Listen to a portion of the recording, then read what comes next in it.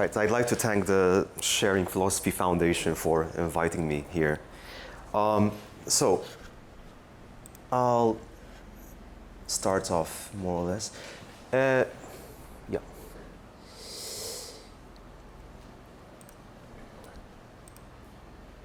Right, so I'll start off with context, right? We'll be speaking mostly about the contemporary times, but the situation I'll be speaking about contemporary times, it goes back to modern times, so we're saying 1900s. We'll start off with a very important characteristic or problem that many thinkers seem to be describing the 20th and 21st century as. They claim that recent times have seen the decline of what they called grand narratives. Maybe in the past, say medieval times, Renaissance, and Victorian times, society operated through a story with values, and people were instantly given a role in life and their own values in relation to this big story. So in medieval times in the West, you have Christianity, right? In the Enlightenment, you have the emancipation of humans through reason and science. In Victorian times, you have the family traditions and their values, the idea of inheriting land, getting married and passing on your inheritance to your kids, so on and so forth. Now, the particular situation of contemporary times is that these narratives are gone. And there is no longer a state, a government which encourages or imposes these types of grand narratives on its citizens. Again, this pertains to the West. All right, and we call the West liberal, perhaps, and individualistic, precisely because there is no main narrative to which people can look up to and therefore let it guide their lives. Yeah? So the important thing now is that now it's up to us, each and every one of us, on their own, to figure out how to interpret life. Right? To come up with our own projects, to figure out who we really are, each on their own. Yeah? The problem is that even though this idea is very much celebrated and promoted in adverts and self-help books, on TV, the problem is that no one really tells you that it's extremely difficult, right, to find out your own path in life, to find out your own values, your own interests, to define yourself, to be original about it, to find your own path. So what has happened is that this has triggered a new level of conformism. People are conforming more and more to socially accepted popular identities or life guides. Yeah? And they do this, of course, through social media, Instagram, but also through, again, self-help books. And there has been, of course, a rise in experts, so-called experts who claim that they are, that they can guide you into finding yourself. Again, these are wellness gurus, fitness guides, self-spiritual new age, spiritual leaders, so on and so forth.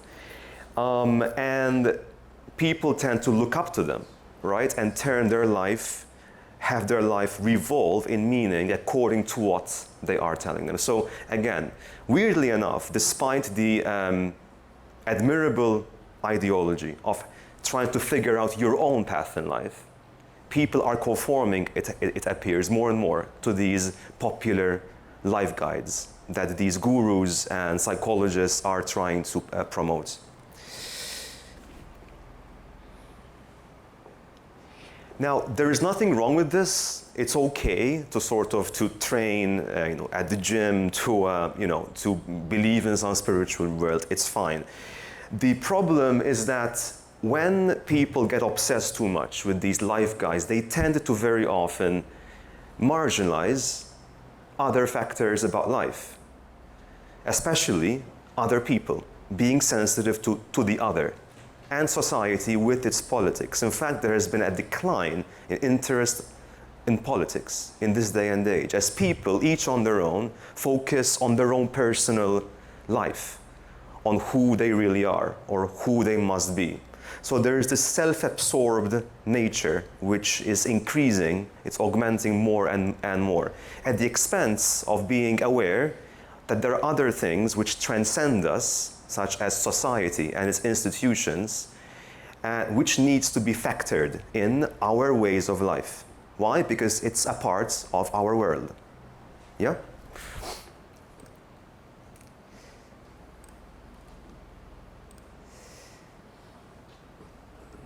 Right. A second problem with these life guides is that, first of all, they are very often designed, or at least their services and products are designed by corporate companies.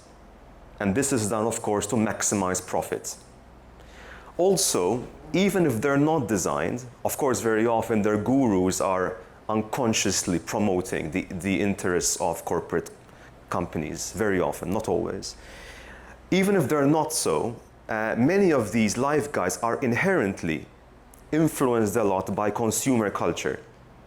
And by consumer culture, I understand a type of life where what you are depends on what you buy.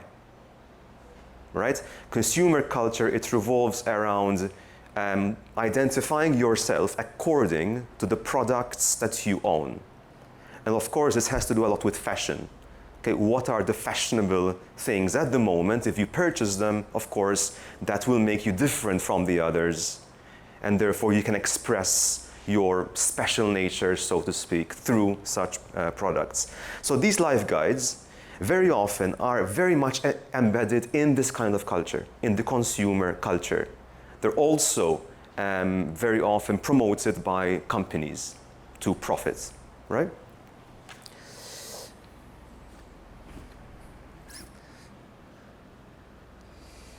Right, a couple of characteristics that all these life guides seem to have. First of all, they're all predicated on the idea of self-transformation. The products that they sell promise that if you consume them, you'll finally be happy. That they will give you a happiness which is transformative. It will transform you deep inside somehow, right? The problem is that these products expire and more fashionable ones are in the market. And therefore, you are supposed to keep on following this trend. And in a sense, to keep on discovering and rediscovering yourself through the purchase of more and more updated, more fashionable products, right? What else? Now, the self-transformation which they promise is supposed to take place, all right, through the outside, through your appearance. These products will do something to your appearance, but they will improve your appearance somehow, and that is supposed to transform you from the inside. So there's a very interesting logic here. The external part, your appearance, your improved appearance, is supposed to change you from within, right? You can think of shampoos or perfumes or fitness gyms.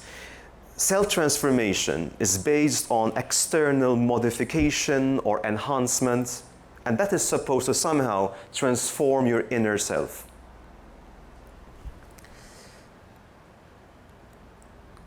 And these are the 5 most popular life guides that we have in this day and age. There could be others, but I would say that very famous people especially seem to abide by a mix of 2, 3, 4 of these life guides. You have fashion, entrepreneurship, the idea of being a business person, right? Of being very rational in maximizing profits of clients, for instance. Fitness, you all know what that is. Fitness is not health. Fitness is something way more than health. This is this extreme disciplined life, of course, at the gym, knowing what to eat, a constant vigilance on your body. Okay, to, in a sense, base your body on what they call the high status body, the body which is finely toned. And of course, what defines a high status body, it differs from time to time. But it's usually a toned body with abs, thigh gaps for women, so on and so forth. Travel and self-spirituality. All these life guides seem to promise a transfiguration of some sort. All right? And very often this transfiguration will take place especially through the purchasing of services, certain services or products. I won't get into too much detail because there isn't time. This is just an outline of this book I am working on, which will be published soon, but there's a lot of details I'm trying to. So if we're going to focus on these life strategies, as they are called, and of course many thinkers such as Zygmunt Bauman, right, writes a lot about these. He calls them life strategies, ways how you can strategize your life, give a fresh meaning to your life. If we're going to speak about them, we have to figure out if they're actually effective. Do they really make us happy? Do they, in a sense, cater for all aspects of human nature, human life? Also, we need to ensure that they actually improve us ethically, emotionally, if they help us with our maturity, with developing ourselves in some way or another. Now, to understand this, we have to diverge a bit and go to the subject of identities, because that's what we're going for, really. If we're going to figure out if these life guides are worth identifying with, we also have to figure out what identity actually is.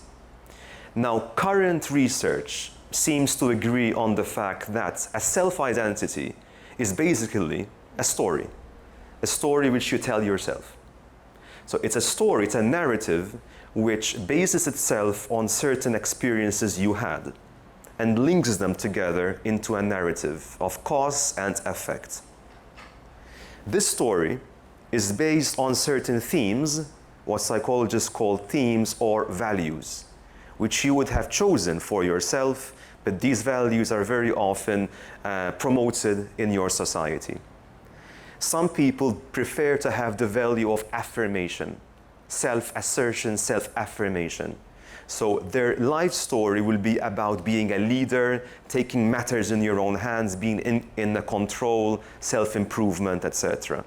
Others, however, for instance, they would prefer the value of being altruistic, being a part of a larger group, giving, sharing.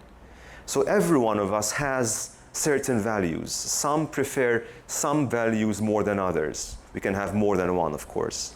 And these values or themes construct the story we tell ourselves about who we are. Right? So in other words, one don't need to. A self-identity is an affective, which means emotional, and cognitive identification with the story that we tell ourselves. This story, with its values, creates a worldview, a way of looking at the world. Okay? As you know, all of us, the way we live, it all depends on how we look at life. The how comes from this story. And we can call it a worldview. It's a type of way of looking at the world around us through an identification, both emotional and cognitive, with certain values and themes that create a story. This worldview is important because we fall back onto it, especially in times of insecurity and doubt. In a sense, we need it to affirm ourselves, to empower ourselves to decide on what to do in the different circumstances of life. So this worldview is a place where we can sort of dwell. It's a home. It's a perception of reality based on the values we have chosen and the story that they have created, which we fall back onto in times of insecurity, doubt, or self-questioning of some sort, or some crises, etc.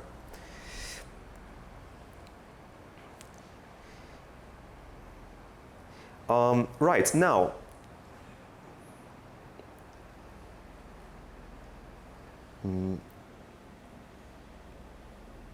the problem with the life guides or life strategy is that they lack this type of worldview.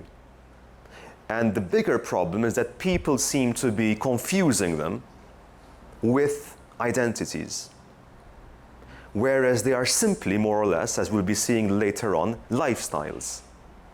Okay, a type of activity or practice which you will do. It could be for work, it could be as a pastime, it could be just to improve yourself, which is fine. But the need to create an identity on your own very often leads people to misperceive these lifestyles as identities. And that, I would argue, is the biggest problem.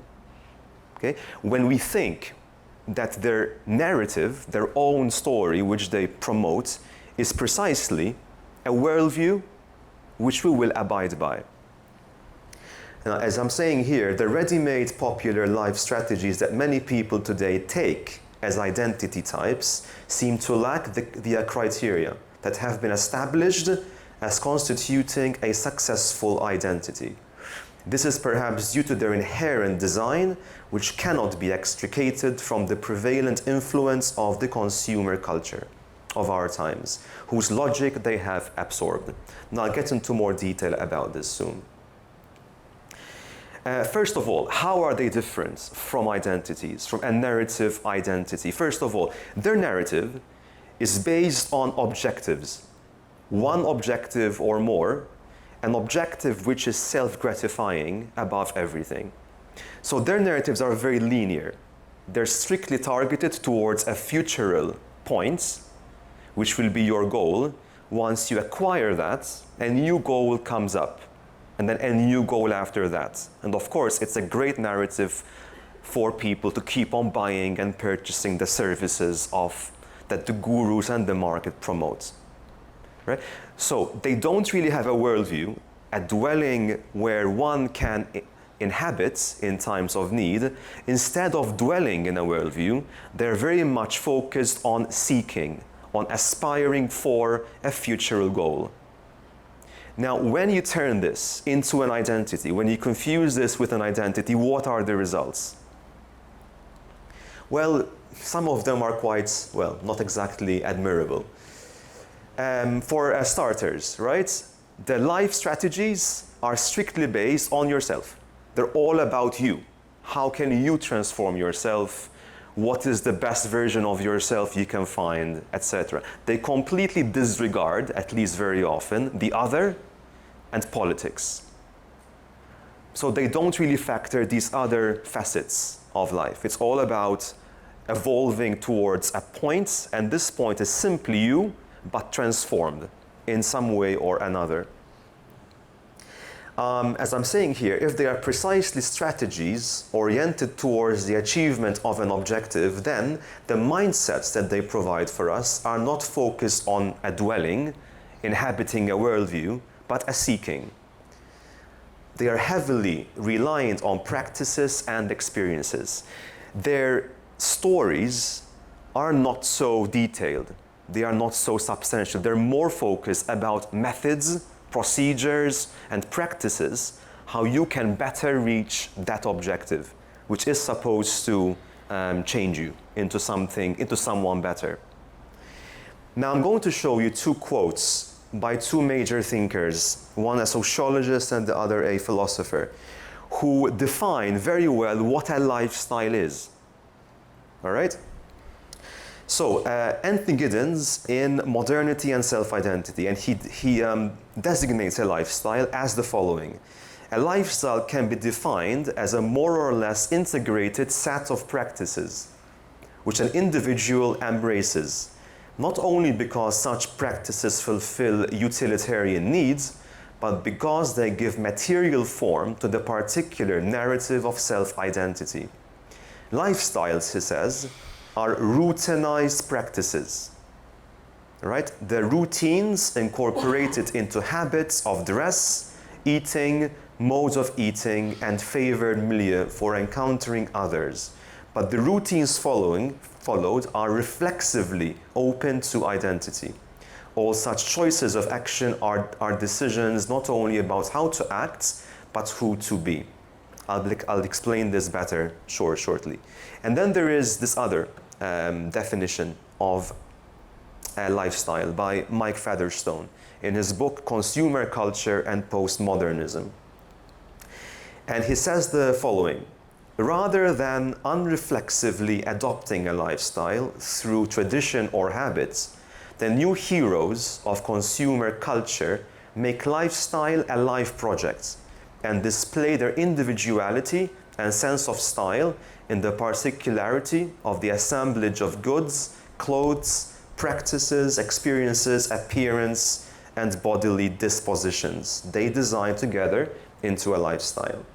The modern individual within consumer culture is made conscious that he speaks not only with his clothes, but with his home, furnishings, interior decoration, car, and other activities, which are to be read and classified in terms of the presence and absence of taste. Now, these two quotes show above all one important thing. Lifestyles are practices. They are routine practices which we perform because we enjoy them. And better, because they express externally who we want to be. Which doesn't mean that lifestyles are identities. They are simply an articulation, a practical articulation, an expression of an identity we have already, in some way, designed. Right? And in that regard, this seems to fit with the life guides, with the lifestyles we are here talking about, fitness, entrepreneurship, so on and so forth. Right?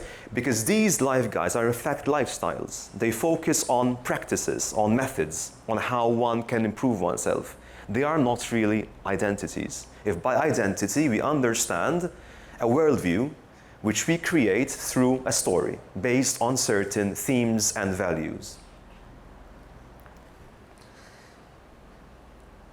So that's exactly what I'm saying here. What Giddens and Featherstone seem to infer is that a lifestyle entails the practical articulation of an identity with its principles through the pursuit of several distinct techniques. We choose a lifestyle to outwardly express our identity. Contemporary society seems to misperceive and elevate the 5 life strategy scripts to life scripts, comprehensive explanations of how we can interpret ourself and existence. If the life strategies mostly revolve around what goods and services we should pay for, then it follows then what we pick becomes crucial for the very formation of our interiority. What are the consequences of turning lifestyles into identities, right? The consequences is that you believe that the purchasing of goods would transform your interiority, right? Externality becomes the key to transforming your interiority. And that, of course, is very, confusing and doesn't really work so well very often. Because now we're inverting the logic.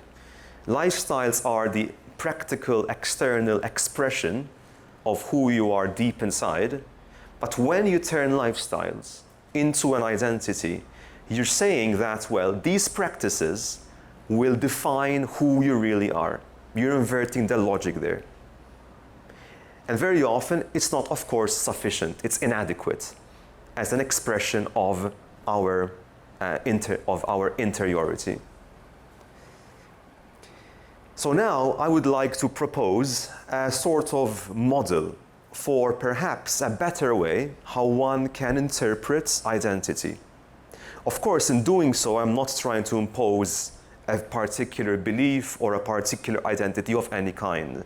What I'm trying to propose is a very basic framework which allows us, to interpret ourselves by especially factoring in who we are, the other, and society in general, with its institutions.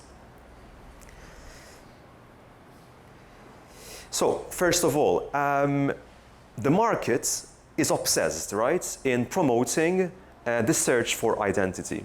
But in doing so, of course, it changes the very meaning of our identity, because now identity is based on what we buy. Okay? Individuality, being original, being a unique you, it depends especially on the products in vogue in the market and you purchasing those. So in a sense, fashion here, fashionable products, suddenly become an expression of the originality of yourself, the special side of who you are. But of course, ironically, if everyone buys these fashion products, then everyone is the same. It homogenizes who we are. Now, the identity model I'd like to introduce is based on a long lineage of philosophy, based on the call to be true to yourself.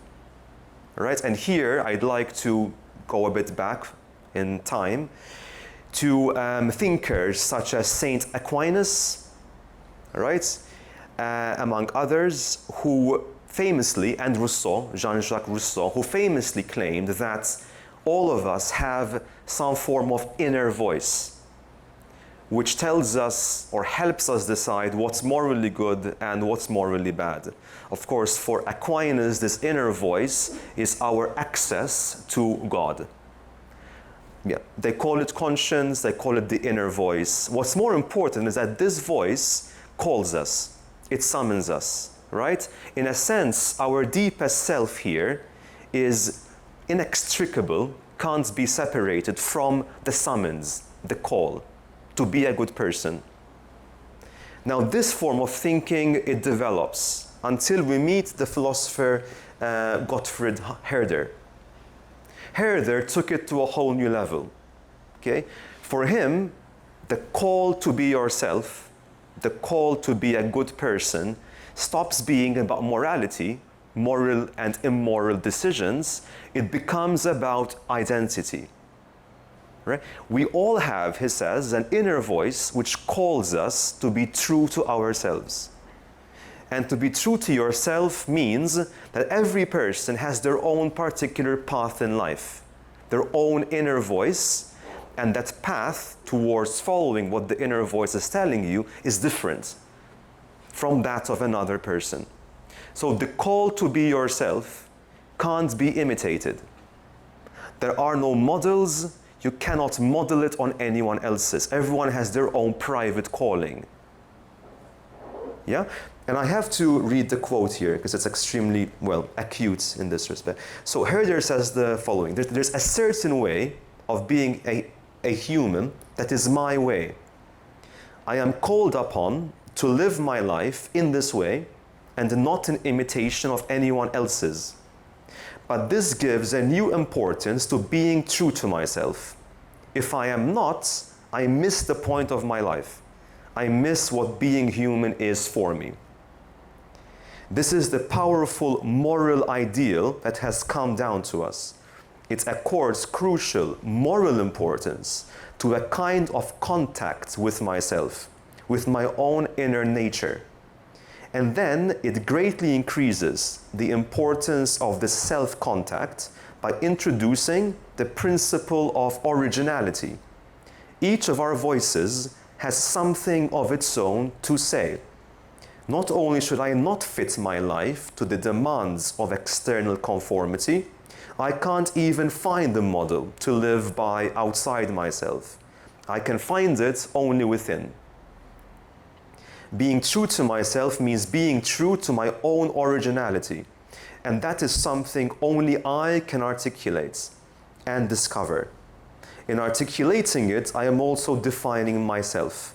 I am revealing a potentiality that is properly my own. Now, needless to say, this is very difficult. So I'm not saying it's an easy path, but for people like Herder, it is the important thing. It is the point of life. If you don't live your life according to your own measure, in a sense, you miss what it means to be you. So this is it's a huge challenge, right? To people who believe that they should conform to some communal ideology. For Herder, everyone has their own ideology, their own principles, their own faith. And this is something which they have to find out on their own, right? Through their experiences. And by hearing this inner voice, whatever it means. Now, the identity model I am trying to introduce here is based on this inner call, right?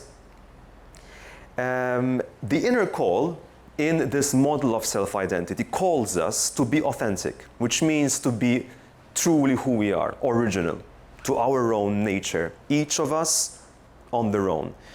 It's called refiguring identity, because it seeks to redefine who we are, or our beliefs, our pre-established beliefs and values. So it seeks to add or change, or perhaps better, augment, meanings which we have usually taken for granted as to who we think we are. Above all, it steers us away from the potentially narcissistic and self-centered values of the life guides that have been absorbed by the markets and consumer culture. Above all, it believes that a part of who we are, implicated in our self-definition, is the importance of the other, the presence of the other person, and society in general, with its ways of organizing it. I'll be slowly explaining how. So, first of all, its basic narrative, if we're going to talk about stories and narratives, if identities are self-stories, of course we have to explain this identity model according to the basics of some form of story with its values. Its first principle, its first element in its narrative is the enjoyment, a summoning to be a good person, to be who you are. Who you are here is intrinsically moral. Who you are is a good person, the call to be a good person, right? This is what we call the enjoyment of conscience. So the first principle of the refiguring identity model is that there is such a thing as conscience. Something inside of you calls you, and it calls you to be an ethical being, right? Now, in this, I'm very much influenced by Paul Ricoeur's idea of conscience, for those who know about him, in his book, Oneself as Another, right? But I've also developed my own interpretation of what a conscience here might mean. First of all, conscience in the refiguring identity model is something which is, in a sense, originary. It is very, very old, in the sense that it predates, in its experience, ourselves as separate from the world of objects and subjects.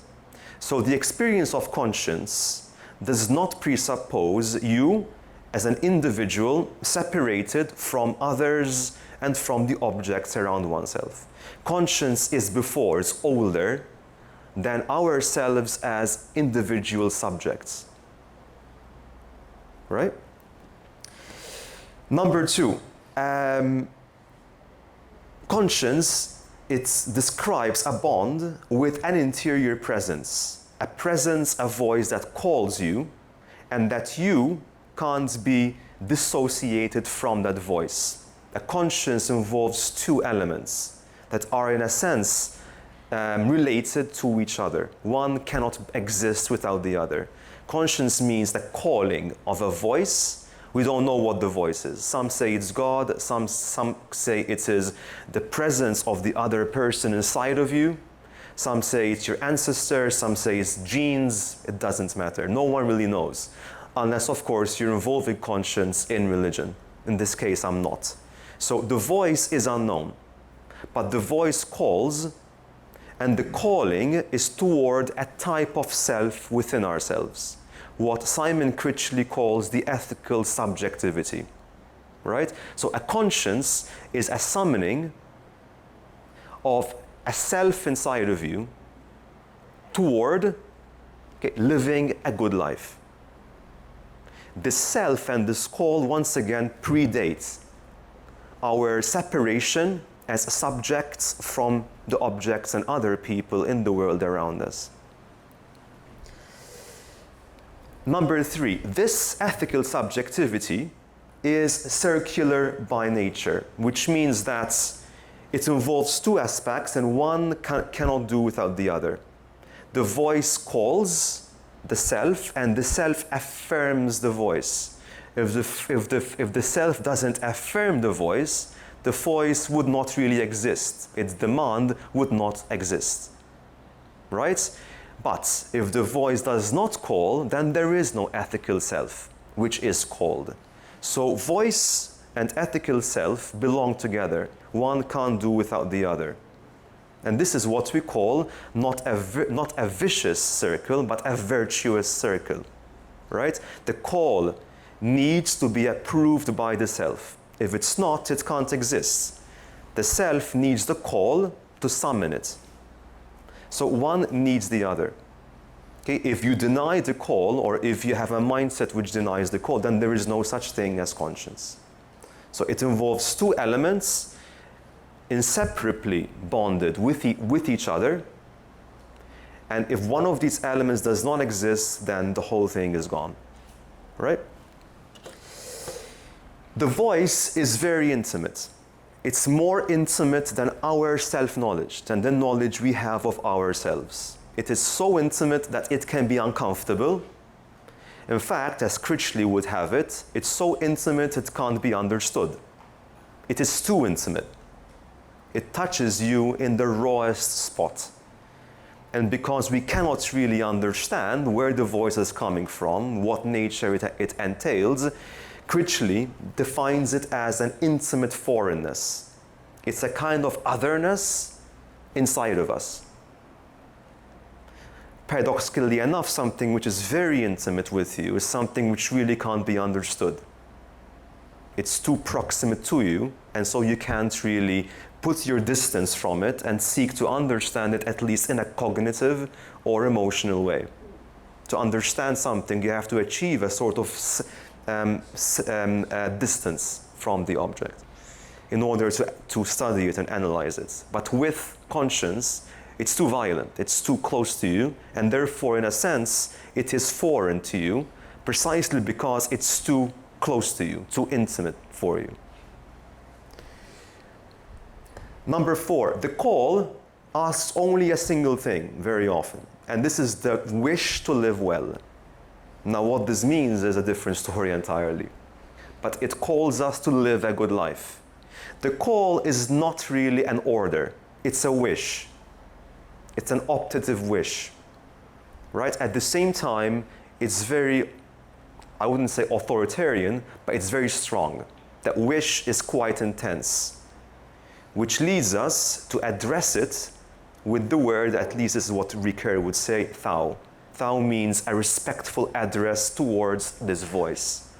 Okay? So the voice addresses us in the second person as you, because it intimately knows us, and because of its authority, the intensity in its desire, okay, we call it a thou.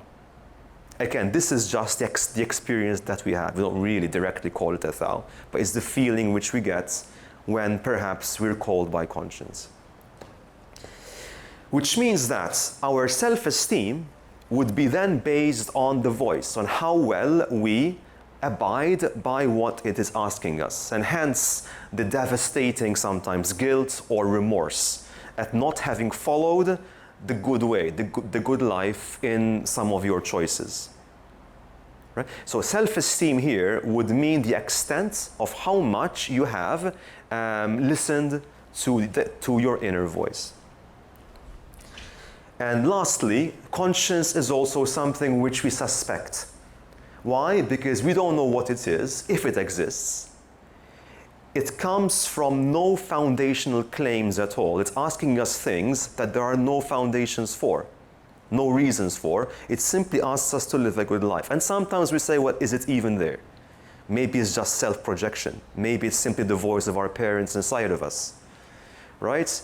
Maybe we should just reason things out rather than follow the intuition-based ideas of conscience. So conscience is always haunted by the suspicion of who or what it is telling us. And very often we don't know what it's really saying, but also we suspect it as being, well, the wrong way. If we listen, it would be doing the wrong thing.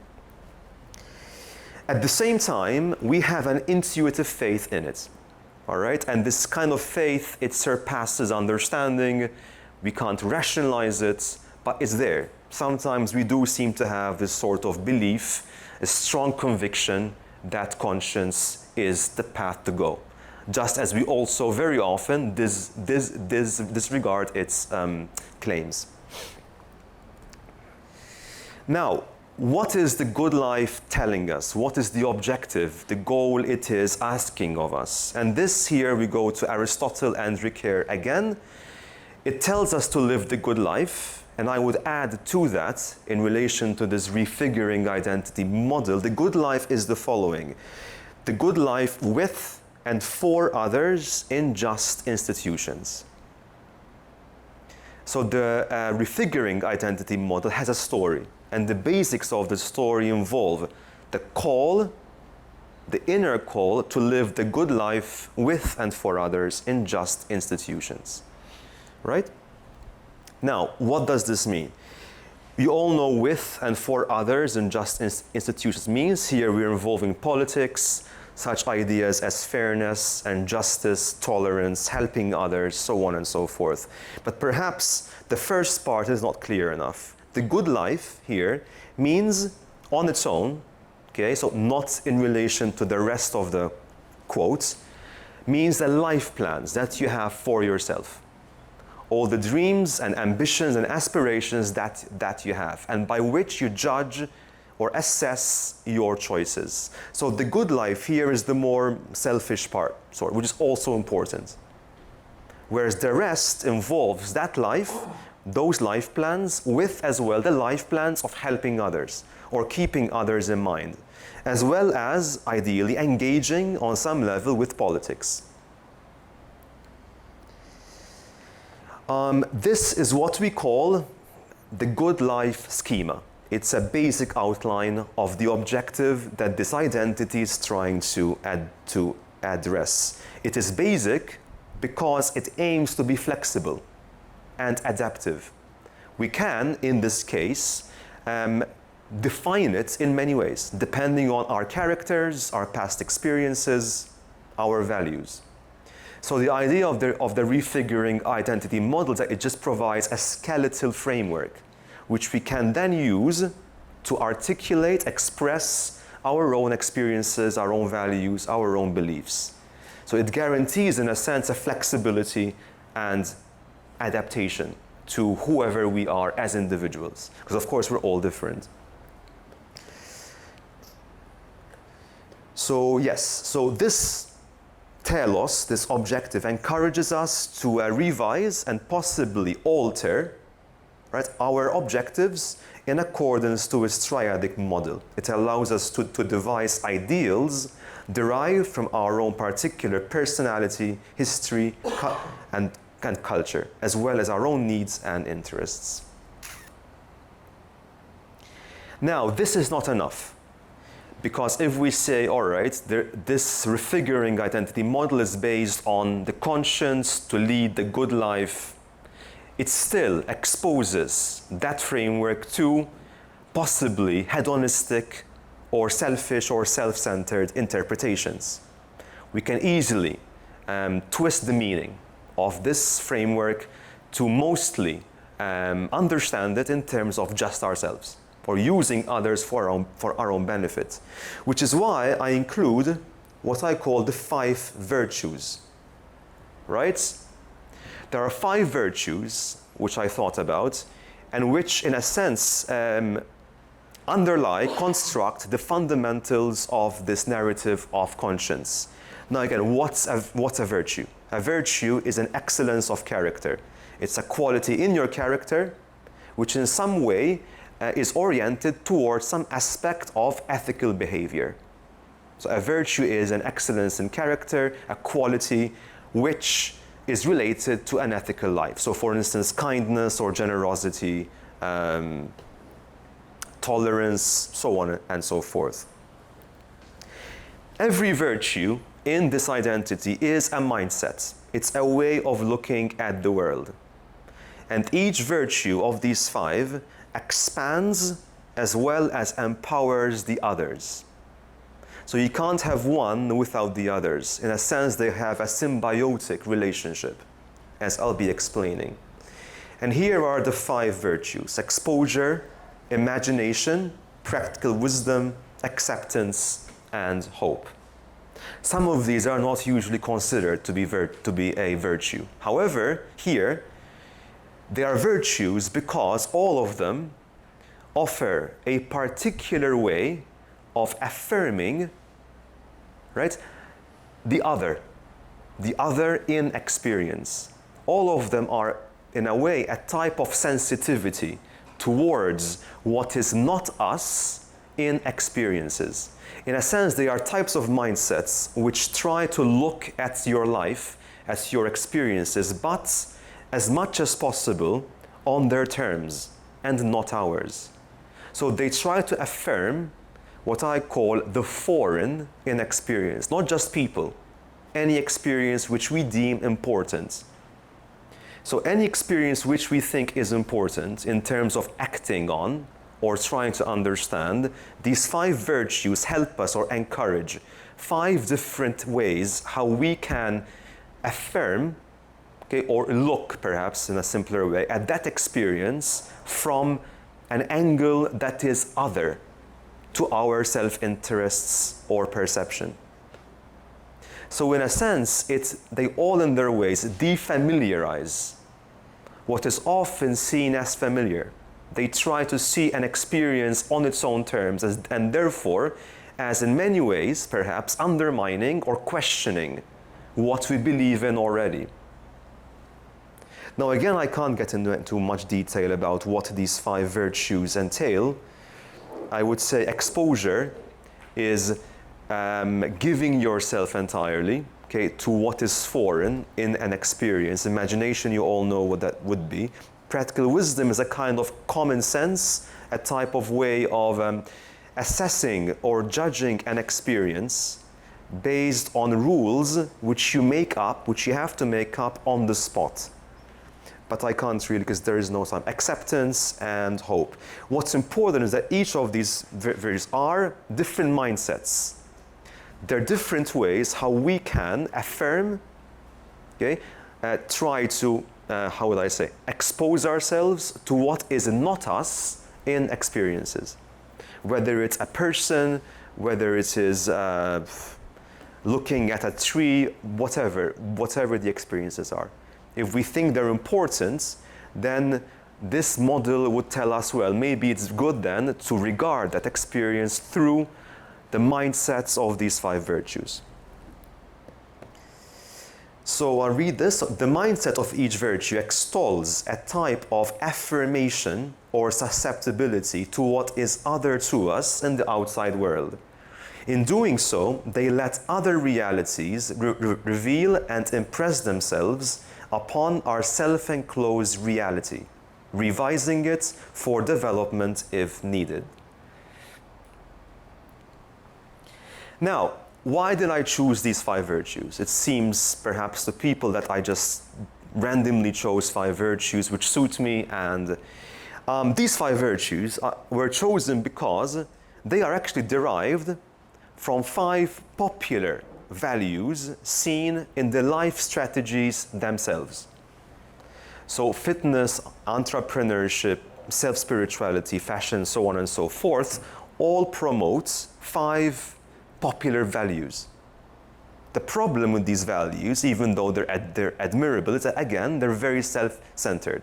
So they deny susceptibility to the other and politics, especially.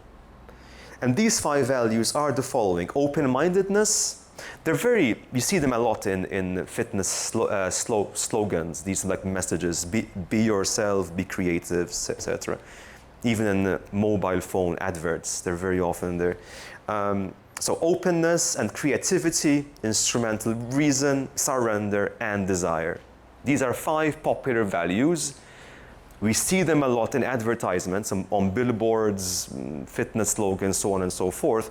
And they're not bad, as in like they, in a sense, are quite admirable, I would say.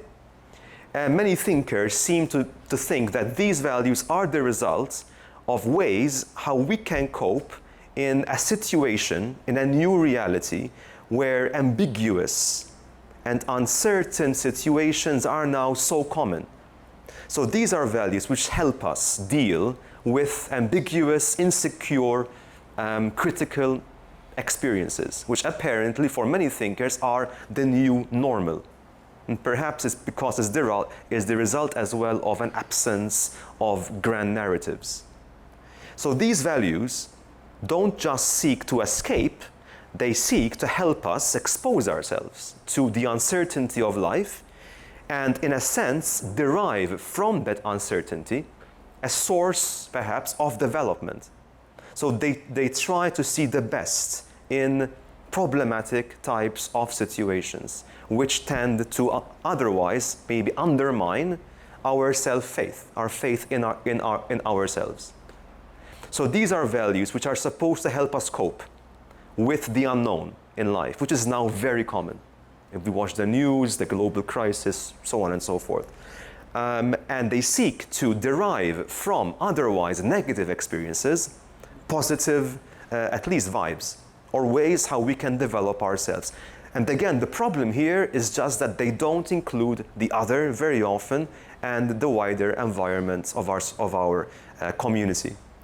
So what I do is I refigure, in this sense, these values into virtues. Virtues because in the idea of virtue, you have once again an openness towards what transcends us. Right? Now, there is an interesting relationship between what I'm calling the virtues and the values I have just mentioned here. And this is a relationship which I can capture through the philosopher Jean Baudrillard, okay, what he calls simulation. Baudrillard claims, right, that everything we have now in our culture has been processed, ideas as well, in order to be redefined in a very self-absorbed way. And he gives the examples of parks, he gives the examples of perhaps traditional routines or feasts, things which we used to consider to be authentic, genuine, an expression of a community's culture, have now been appropriated or redefined in order to make money, or as sources of self-gratification. And the same goes with these values, right? Values or virtues have been, at least for Baudrillard, processed to mean, more or less, self-gratification, excluding what is beyond us, in a sense. So the relationship of values and these virtues I'm mentioning is perhaps what Baudrillard calls simulation, where you take something, right, and you redefine it, or you exclude from it whatever is transcendent of the individual, to simply make it mean some form of self-gratification. And this is what I suppose the values are to the virtues. The values here would be simulations, okay, processed ideas that the consumer culture has given us in order for ourselves to simply focus more on who we are at the expense of others. So what the virtues try to do, what the refiguring identity model tries to do, is to look at older texts, mostly philosophy and sociology texts, which speak about these virtues and values, but within the context as well of the other and society. In doing so, it gives more, perhaps, integral definitions of what these virtues mean.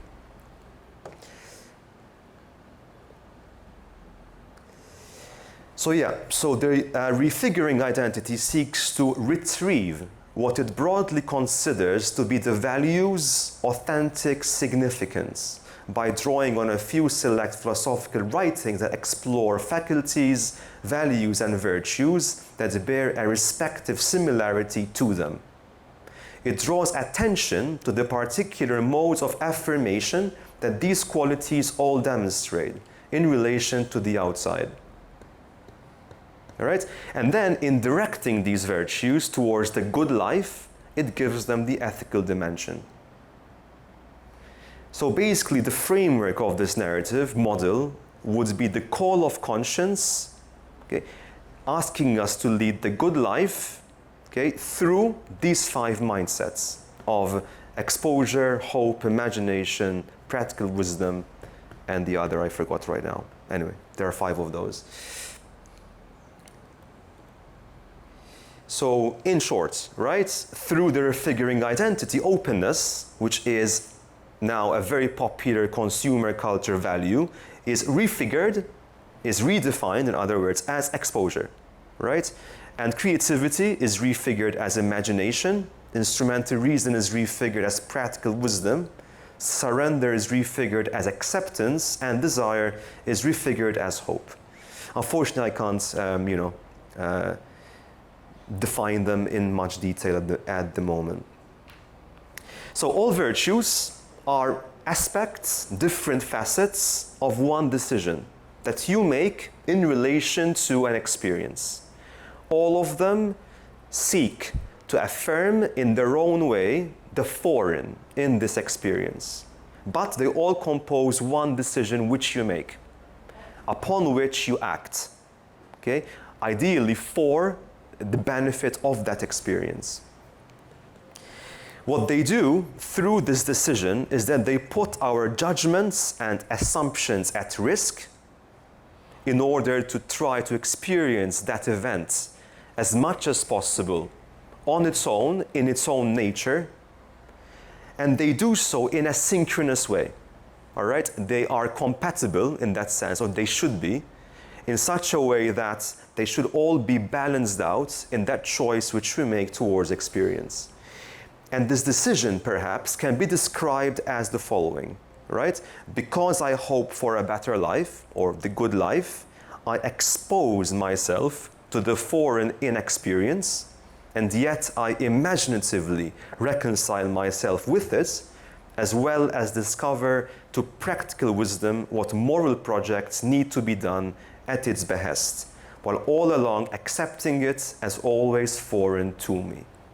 So this is the description of the decision which you do, which you acquire in the face of experience, and as you can see, it involves all the virtues inside of it. Right? And as you can see, all the virtues are different facets of this decision. And we'll reach the conclusion now. I think, I think 1 hour has passed, more or less, right? Am I good on time, or? Brilliant. Now, I seem to have said too much against the lifestyles, right? It seems to have been a very simple good and bad type of situation. The truth is that, as lifestyles, I suppose they are great to follow, right? They promote health, more health. They make you more aware of what you need to do to actually live a fitter, happier life on some level, so on and so forth. So what I propose as a conclusion is to have these lifestyles, okay, present in conjunction with the refiguring identity model.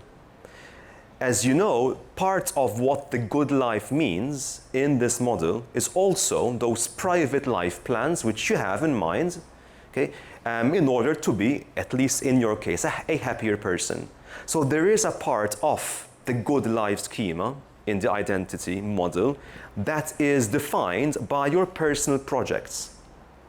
In this case, one can perhaps include the lifestyles as part of the good life, but only as long as one perceives them as lifestyles rather than as comprehensive explanations toward life. In doing so, I would say, the lifestyles might influence the virtues and vice versa.